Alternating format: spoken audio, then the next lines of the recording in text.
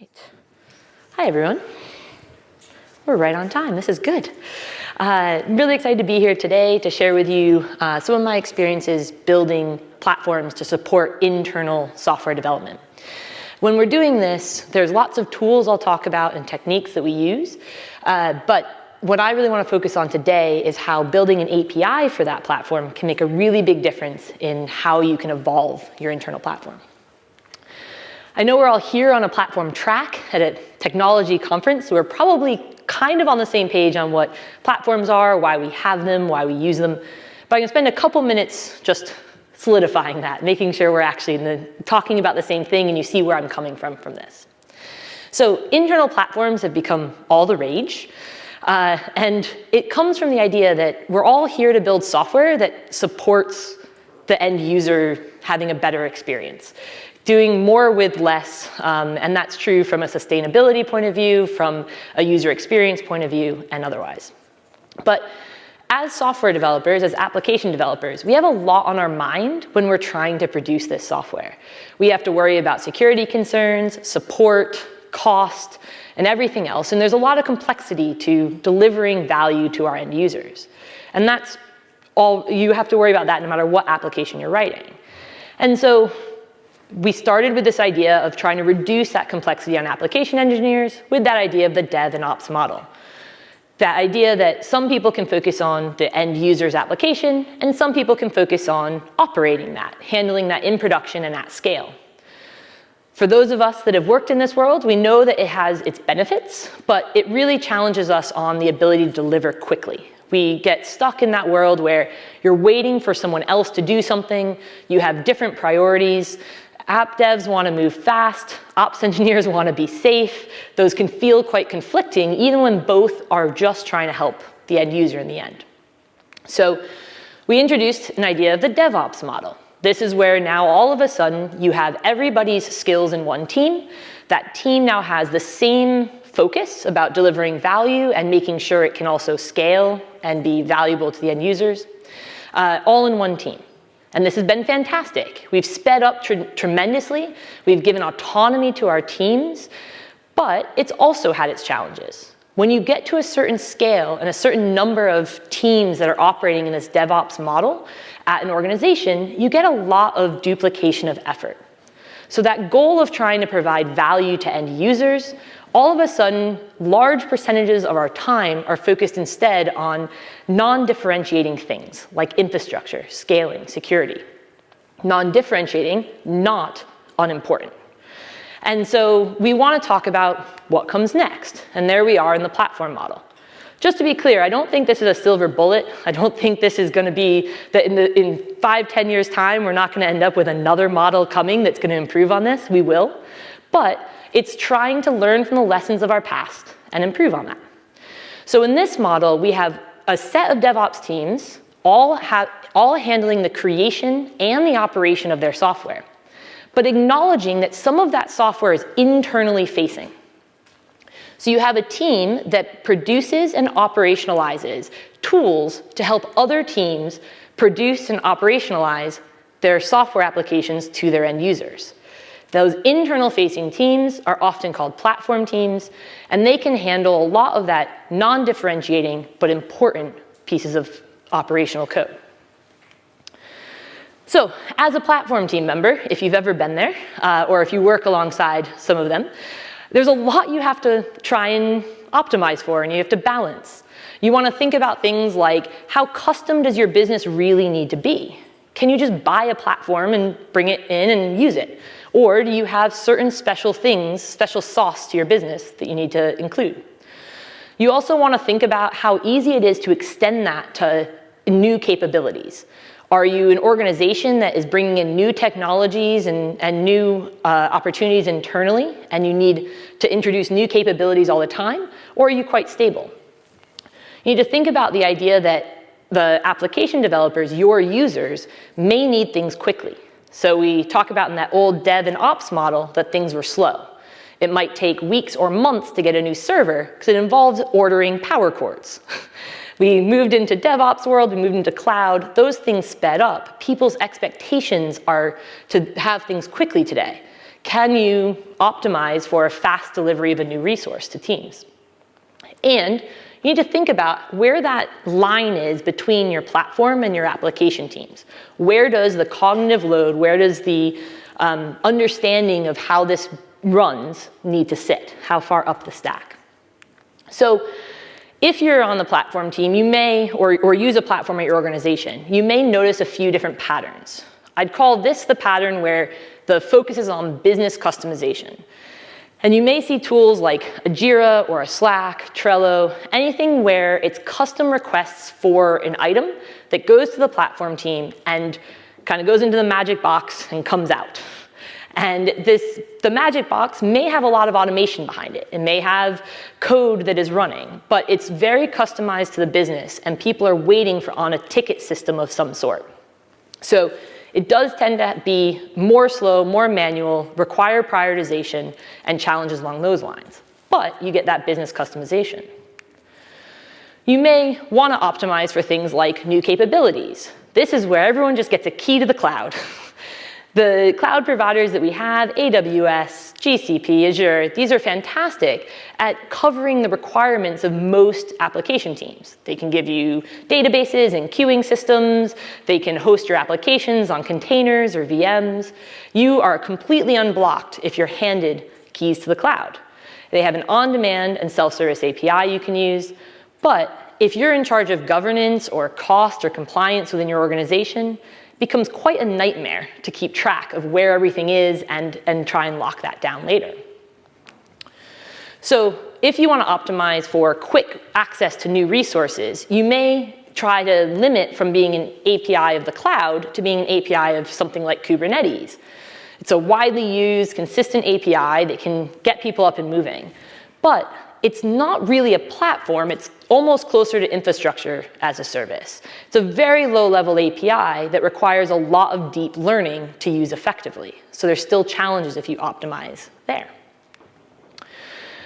If you've moved on from the idea of handing out keys to the cloud or Kubernetes, you may be looking at how to optimize your business processes, those higher-level needs of the business. Tools you might use in this space might be Terraform modules or Helm charts, things that you can kind of template out and hand out to people to use. And this is great because you start to think about those business needs and you start to divide out who can create the infrastructure side of things and who is going to focus on the kind of using of those to produce end user value. But it was a template. So once it's running, who runs it? Is this now go back to the team who created the template when you have questions, or is it now yours because you're holding on to it? And once you start handing out templates, what's to stop people from changing them? And once people start changing them, rolling out improvements or bug fixes becomes a nightmare. So lots of positives, but also some challenges when you use this technique. And the thing is it's not uncommon to be in a world where technology is holding us hostage a bit and giving us a false dilemma. Technology is making it seem like it's one of these options. You can only have one of these benefits because each of these tools have their limitations. What we actually want is the best of all of these. We want customization to the business. We want on-demand and self-service. We want it to be widely accessible and easy to use, and to be kind of elevating the conversation from a database to a test environment or something that uses that database. So what I kind of implore people to do is to think past the technology, think past how to implement this idea, and think about the product that you're trying to produce. As an internal platform team, you are trying to produce an experience for your end users, for your application developers. And we, as users of technology around our lives, know that if we were asked by Gmail or email providers or our calendar providers or anything else to get used to it because that's what technology allows, we wouldn't be very happy. And the same goes internally. We want to produce experiences that our users, our application developers, actually see value in and enjoy using. So let's talk about what that platform is. I think one of the biggest misnomers here is that people talk about the platform as one thing. When this definition from Evan Botcher on a fantastic article, I've got a note of it later, talks about the fact that internal platforms cover a lot of pieces, actually. Yes, it's self-service APIs. Yes, it's technology tools. But it's also that access to services, knowledge, and support. And you need to be able to kind of package that all together into an experience for your internal users. And so when you start thinking about this like a product, you start thinking about the fact that this isn't just a project to figure out how to automate the creation of databases. This is a product that needs to be long-lived. It needs to be user-focused. It needs to actually be owned by someone who is thinking through a roadmap that takes time and energy to craft and to prioritize. That is how you end up with that experience. But I am not the pro on that. There are amazing other talks coming up today that I suggest that you check out if you're interested in this space. They're going to talk a lot more about why and what internal platforms work and how they work. I want to focus on how to get started. Because as a platform engineer myself, I have been on teams, and I can tell you I have never had a free moment to try and introduce this idea of a platform product. It always feels out of reach. And so introducing a way to get started, I think, would empower a lot of people to just start this journey and not feel like you have to succeed day one. So to get started, you have to think about what you want to prioritize and work on. One way that I've tried to do this is to use that idea of making work visible. And with this, the idea is that when requests come in, make sure that they're actually tracked. How frequently do they come in? How long does it take to gather all the requirements of that request and to deliver that request? Someone needs a new database? Okay, that's a piece of work. It shouldn't slow down your process, just track it. This will help you understand what is the most frequent requests, what are the most difficult and inconsistent requests, and where is it that it's taking time away from your delivery of the platform. These ad hoc requests are extremely difficult to standardize. This is where we start to feel like we don't have the empowerment to improve our platform. Because there's some long lead times, because tickets run in from all different directions, they're hard to prioritize against each other. They tend to require a set of toil work that is defined by the Google SRE book, if you're interested further in that, but usually around ideas like it's manual, not value-driven, and it's hard to scale as the organization scales. And the most important thing I'm focusing on here is that these are really hard to evolve. How do you shift the behavior from people pinging you on the side, asking you for something that you need, to something where you're actually providing a service? That's what I want to focus on. Let's stop that negative cycle of people introducing things or asking for things in an ad hoc way and introduce an API instead. So, what is an API? At the highest level, it's a contract. It's a codification of the expectations between someone who produces something and one or more people that are consuming it. The really powerful thing here is that it allows for a separation between how you deliver it and the person who's requesting. So as a consumer of an API, I know what I want. I don't have to care how you give it to me. We have now that separation, and we can empower each side to do what they need. When we apply that to being in a platform, it provides us the ability to have a discoverable catalog of offerings. We have a plethora of options for interfaces. There's no need for this to just be a CLI. It can be a user interface. It can be a chatbot. Once you have an API, you can call that from any user experience that makes sense for your users. Often more than one, to be honest, depending on what your organization looks like. It allows for on-demand offerings without requiring everything to be automated or everything to be immediate. Think about when you buy an airplane ticket. When you do that, you're online, you put in your order, and they say, great, you'll receive an email shortly. And we all just go about our business, and we get our email in 10 minutes to a few hours away, sometimes days, depending on the website. And that's okay, because we know that we've sent in the confirmation, and we'll get that email in a minute. APIs don't have to be synchronous. They can allow that sort of manual intervention. So don't feel like you have to go all the way to automation.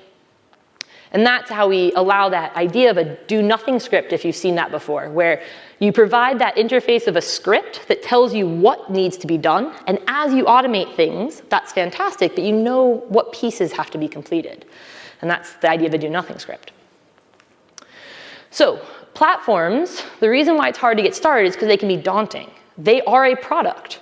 They are a product just like any other product you might do in e-commerce, travel, any other industry.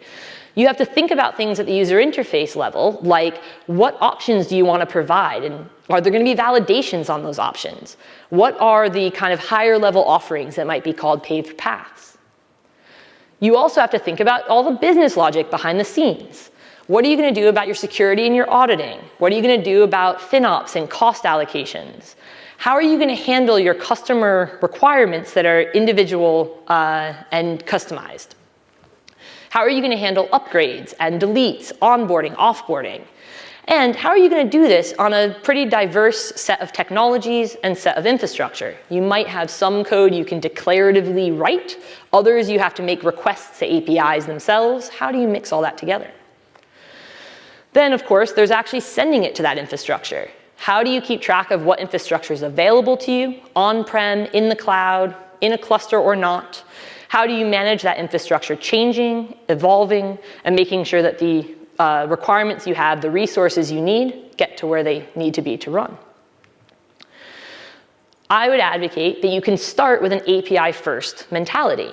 With an API-first mentality, you don't have to worry about that business domain logic. You don't have to worry about how you send the resources out to your infrastructure. You already have processes for that.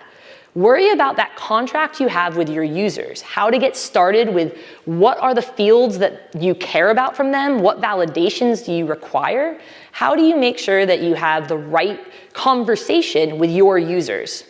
Focus on that first, then you can make time and space with reduced ad hoc requests to improve the business process behind the scenes and automate.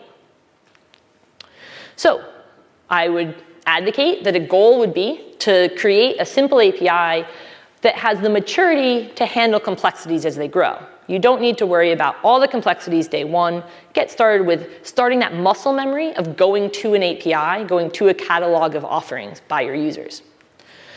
And as we're here on an open source conference, I want to introduce Cradix, which is a free and open source framework for helping to package up that complexity of the platform domain. It is not a platform. You install Cradix and you don't all of a sudden have databases as a service. What you have is the ability to tackle those hard problems for your business of how to introduce that user interface, take care of all that business logic, and manage all of your infrastructure. We do that with the idea of a custom resource called promises. For those that have worked within Kubernetes, I know Liz confirmed many people are in that cloud native world and using Kubernetes. It's just a custom resource in Kubernetes world, which means that we can define pieces to it. So we define our own custom resource definition, which allows for that API that the users will interact with. We also define ways to implement business logic that's called worker cluster resources and pipelines. And there's logic for dynamic scheduling across your infrastructure. I'm not going to dive into all the details of these bits because, again, the whole point is how do we get started quickly? I'm just showing that there's the maturity there to handle complexity as you grow. So with the idea of this promise, we now have the ability to create a catalog of services. Each service you want to offer, for example, databases as a service, like Postgres here, or cache as a service, like Redis, or app serving, like Knative, can each be their own promise independently and independently requested by users. But there's also composability. So you can create yourself the easy button, the kind of package of an app delivery that allows for one team that wants to create a new application to be given all the tools they need to be successful: databases, caches, and app serving. The other piece of it is that those fields are not required. You can implement them when you need to and when they help you.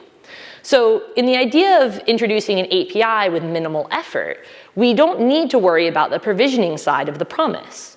We can just fill in the concept of the X as a service CRD, which gives us all of the groundwork that Kubernetes gives us for free. So it gives us a way to define fields and validate those fields. It also gives us a way to handle versioning and upgrades of this API. We don't have to create that from scratch. We can build on the shoulders of giants. We also can use the X as a service pipeline that comes as a part of a promise. With this, it's just a set of OCI containers, or Docker containers if you're more familiar, that can run in a pod on Kubernetes. So anything you can do in a pod, in a container, you can do as a part of this pipeline, whether that be validating permissions, security scanning, making requests to third-party services on SaaS products. All of that can be done in this pod. So being a bit concrete, when you want to make that first API in Cradix, you can define a really early version number, which you have to do. It sets you up for success on evolving this API. And you can start to capture key early data that you know you need, knowing that you're set up to version this API and introduce new fields and change fields as you learn about your users. Then, on that request pipeline, you can take in the values from the user and just ship them to wherever you currently get your requests. Do you currently use Slack? Send yourself a Slack message to the team channel with all the details that the API requested. It doesn't change anything about your process. And you may wonder, well, why are we introducing a new tool if I don't get to improve anything? What it's doing is it's stopping that negative cycle of having ad hoc requests that come in with a variety of data that you're not sure if it's complete or not. And it sets up your team, your application developers, to have the muscle memory of using your APIs as an interface to their needs, forcing you to improve those interfaces to the point where they're happy to use them, but allowing you to implement behind the scenes however you'd like.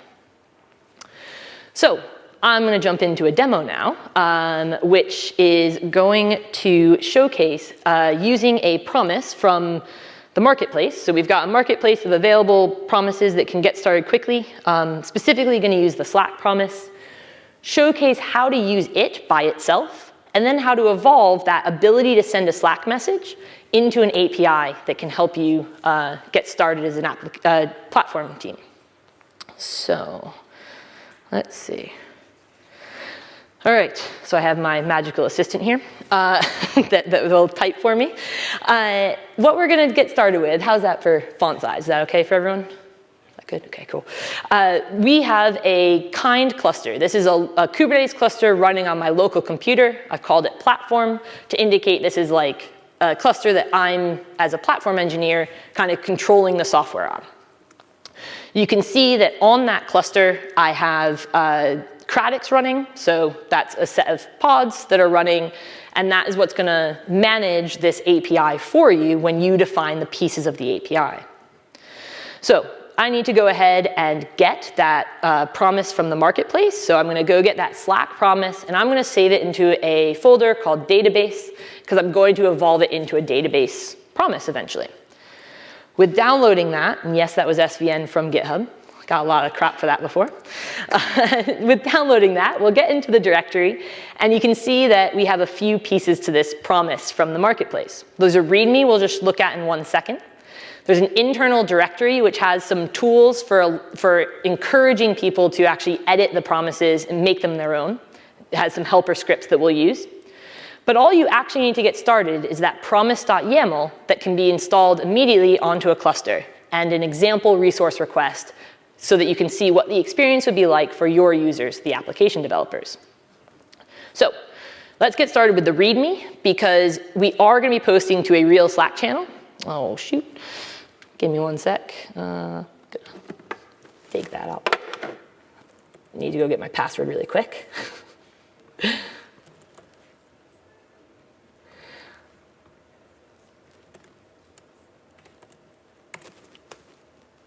All right, plug back in. So we are going to be going to a real Slack, which includes needing a webhook URL, which is a private value. So I have just put in my password, which has created a secret, hopefully, in Kubernetes. It has. So I've now introduced a secret into my cluster, which is by the name Slack hook channel, which you can see in the README is required for this promise to work. So Cradix has a convention based on names of the secrets or names of the promises to be able to read secrets as needed. So I've introduced this secret, and I can now have a look at what this promise actually does. So having a look at the promise, we spoke about how there's lots of fields you can fill in, but the two that are most important to get started for our use case is this Exodus Service CRD. You can see starts on line 8. And for those that have experience with Kubernetes, you'll notice this is just a Kubernetes CRD. So down in line 21, we introduce our first version. And we have a field called message, which is just of type string and is actually a required field. That is our contract with our users. It's pretty simple today. We can evolve that, we can change that, introduce new versions. We also have a pipeline defined. It's a list of container images, which in this case is only one image because all we're doing is an API call. So that's all we really need. With that kind of basically understood, we can go ahead and introduce that into Cradix. We can load that into the Cradix library. And Cradix can tell us what is on offer from the platform. So what promises exist? We have a Slack promise now. That Slack promise contained a CRD, so now I can go and get my CRDs, and now these are the what's on offer to our users. What can they make requests to? They can ask for a Slack. So how would they go about asking for that Slack? Well, it's an API request to Kubernetes. Now, your users very well may not want to make requests to Kubernetes. You may use ideas like GitOps and store this in Git. You may want to use a user interface, Backstage or otherwise. Those are all fine because this is just an API. You can use whatever interface your users would best work with. But for this demo, we're just going to use Kubernetes. But hello world's a bit boring. So let's open up this code base and actually say hello to everyone here. So hello, state of open. And use some custom emojis, whatever it is that we have in our Slack is fine. Now I can go ahead and I can apply that resource request. And that's been created. With that created, I can also get a list of what has been requested of this API. So I can go and get what Slacks people have requested. I can see that my example Slack was requested. This would be fantastic as a platform owner when there's things like vulnerabilities. Who's using the things in your organization? Here is a built-in list. You may not want to use kubectl as your interface, but all the data is there and can be loaded anywhere. So with that request, we also kicked off that pipeline that we had defined. So that's that pod that has run and completed. And if I jump into the web, I can see that at 2:11, yep, just now, we got a post to our demo channel with hello state of open. That is as simple as that promise. That's all it does. You might argue it's not a very powerful promise. Who wants to write their Slack messages via an API, via Kubernetes? Talk about a little bit of overpoweredness. But what we're going to do is use that mechanism to make it a lot more powerful, to provide our first API for databases on demand. So to do that, we have to do a few things. First of all, we need to go change everything in that promise from talking about Slacks to talking about databases. So go ahead over into promises, and I can select the word Slack, change it to database, and the one thing that still needs to be Slack is that secret we had created, that Slack channel hook. So that still needs to point at Slack, but everything else about this is now a database promise. Cool. We also need to change our fields. I don't want to just take in an ad hoc request. That's the whole point of this API. I don't want just a message. I want specific information. So I can come back up over here, and I can change this message to the fields that I think might be valuable to the users. These are just to get started. Sorry, got an extra message there. These are just to get started. You might want a database name, a provider, a size, but it gives you an idea that you can validate this information. Name and provider, those are strings, but size, I want an integer. I can take in any name you want, but when it comes to provider, we as a platform team only offer certain database providers. We only offer Mongo, Postgres, Neo, and Dynamo. Pretty good platform team, to be fair. It's pretty much all you need, but that is what you can request. And then I want to say which of those things are required. I, as a platform team, may choose to make all of them required, or I can choose to have sensible defaults. In this case, I'm making them all required. Once those are all filled in, I need to actually have that information make it to the Slack message. So now I can enter into that internal directory, that request pipeline. This is all just a nice way to kind of manage our promise here. And I can see that it's a really simple container. It's just the curl request using that secret. But we can see that the message is really just about taking the information directly from the request and plopping it into a Slack message. When actually what I want to do is I want to go and get those 3 pieces of information, and I want to craft the message to read with those pieces of information independently for me, so that I'm able to pick this up and do this work nice and easy with all my necessary data. With that done, I need to go in and change the default resource request to make sure it's going to actually request a database instead of a Slack. And given that these are all required fields now, I need to make sure that they contain, that the request I'm making actually manages those required fields. And with that, I can rebuild the Docker image. This is a script that's also in that internal directory. It just helps us out by allowing us to build the Docker image using the correct name by convention and load it into that local kind cluster. This allows for a fast local development, but also contains the ability to push that to a container registry when you are ready to release this to your organization. With that happened, I'm able to now load that promise into my Cradix, which gives me now a second offering of promises, which then in turn gives me a second API for my users to make requests to. So I can go ahead now and I can apply that new resource request. And those that are eagle-eyed among you might have thought I made a typo, despite all my copy-paste, because I requested a MySQL database. That was just to quickly show you how this API has validation built in that you can handle in whatever interface you choose to provide to your users. Here it's telling me that MySQL is not allowed because I have Postgres, Mongo, Neo, and Dynamo. So as a user of this platform, I now have a decision to make. Do I go talk to my platform team about a capability that they do not offer me that I need? Do I go talk to them about why I need MySQL and why that platform needs to extend its offerings? Or do I look at this list of offerings and realize MySQL I don't need, I can just use Postgres, that's fine, and I can use it. It's always a conversation. The platform is about supporting your users and listening to what they need. In this case, I'm easygoing, so I can use Postgres. And so now with that change, I can reapply this resource request, and it will actually create that database request. That will give me a list of databases that have been requested, the one I just made, and I'll be able to see that a pipeline has run as it was declared for that promise. With that, I can return to the browser, and I can see that I now have a Slack message with all the details required to fulfill a request for a database. I have an API now that I can change. So again, pretty big heavyweight piece of technology to introduce if you're not going to change anything about the rest of your work as a platform team. So maybe a bit more fun would be to look at now, because we've introduced that API, how we can change the back end. Now, switching from a Slack post to a Jira post may not seem like a lot, but it would change us from having something that was untracked work to having tracked work. There is benefit there. And it just shows a little bit of how you can change the back end without changing the front end API. So I need to create a new secret. Now that the password has been entered, everything happens behind the scenes.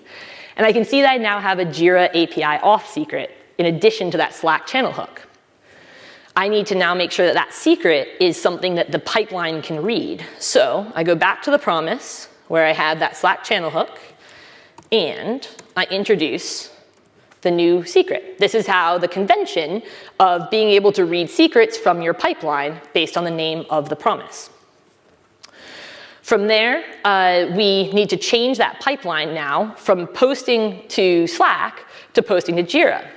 But I'm actually not going to completely change the pipeline. What I'm going to do is I'm going to change the message and introduce a second post. So the first thing I'm going to do is go get that Jira key, which is going to allow me to make the post to Jira. And then I'm going to make a very pretty curl request to Jira using that key to my project and specifically filling in the custom fields that my team has set to make sure that I'm keeping track of the information in a consistent way and I can query it.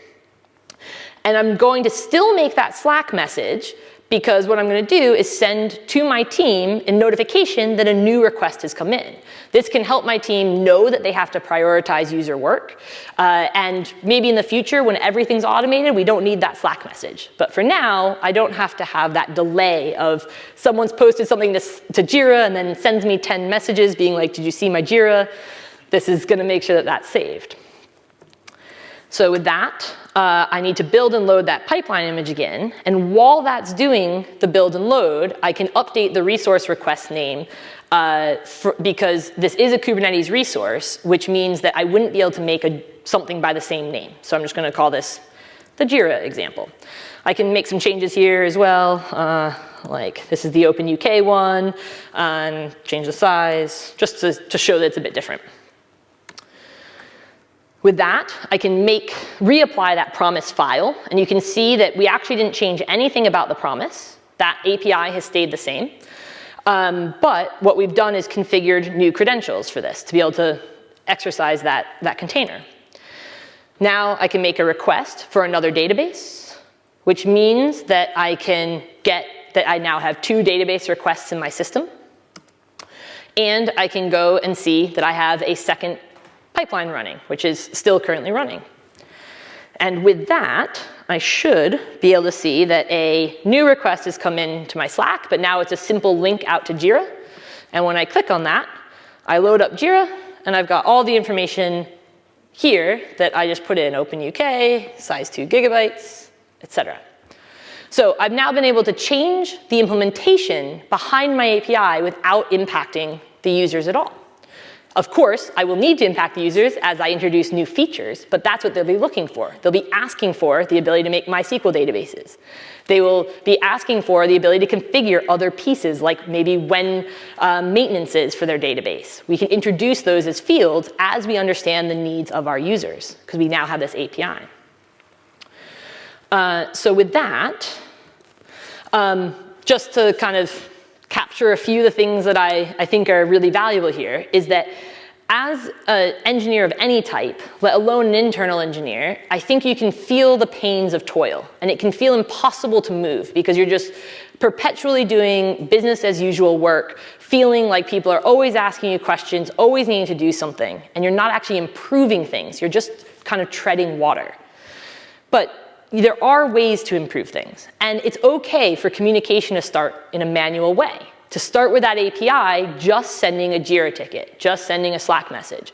Actually, communication pretty much has to start manual if you actually want to listen to your users. So it's OK to start with that API first before you actually worry about automating anything behind the scenes. That API can give that clean communication boundary and give you that ability to iterate. So people talk about evolution over revolution. It gets used a lot by managers about why you don't have the time to do things new, get those new tools into your organization and things like that. It's OK, and it's actually preferable to look at evolution many times, because that's what you have the buy-in from your organization to do. But make sure you're using revolutionary tools that will grow with you and give you the space to grow that platform into what you actually want to offer. Thank you so much. If you jump onto the Schedule, there are additional readings that you can find. I've uploaded the slide deck, and this has been fantastic. Do we have any time for questions?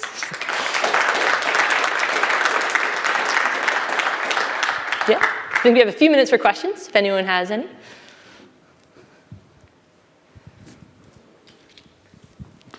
Thanks, Abby. Yeah, I have a question. Actually, I have 2 questions, and why not? So one is, I think you mentioned Backstage, and I'm kind of interested in where you see sort of Backstage interfacing to that kind of API. And the second question was, we saw the request. It's an asynchronous request to create a database. Do you foresee having a sort of equivalent response coming through that API in some fashion? Yeah, both fantastic questions. So first of all, Backstage is a great tool. We're seeing a lot of chatter about it. I think when people start actually trying to implement Backstage, they realize they get into just the same challenges any application development gets into. How much logic should you have in your user interface? Backstage is a user interface. It's a fabulous one. It's pluggable. It has some things you can take from the community and build on, but it is a user interface. Do you want your platform logic in the user interface? You probably wouldn't do that for your web application. Should you be doing that for your platform?